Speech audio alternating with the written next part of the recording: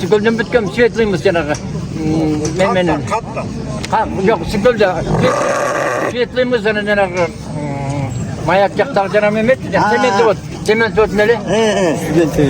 Sement zavod. Ana ho men elhamdülillah Rabbil alamin Allah Teala'nın rastlığı.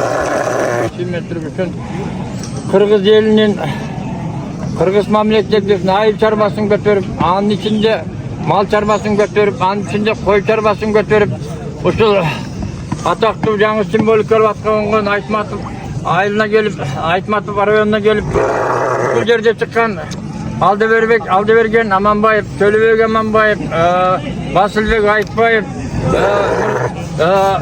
Altıbay Mırsakulov çıkan, geroylar çıkan batırların ayılına gelip, usul konkurska katışıp, жаңы пародан çıkışına çoğun salım koşatkan Kalmet Üniversitesi Allah Teala fasilat versin, derajat versin, keremet, şafakat, nur versin, hayrat güç versin.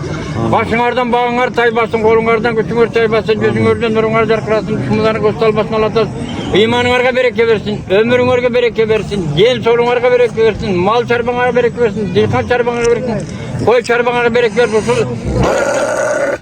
Usul törtlülük malın var. Burada kalasa bugünkü birinci orunda alıp, ikinci orunda alıp, üçüncü orunda alıp, çoğun sıyımık benim getirip alırsın, nasip kılsın. Bir başına versin, çok olsun kalmasın özü. Bundan nerede Allah Teala çok kultur kılgan, el bir kısa kısmat kılgan, bir sırrını apırsın, baktırı yaşlardan, baktırı insanlar bol kaltasın, nasip kılsın. Köptün batası bal eken, köptün çileği göl eken, yarıkta eken, aşka da, toyga da, işke de, canasığa da köptülsün, baracak eken.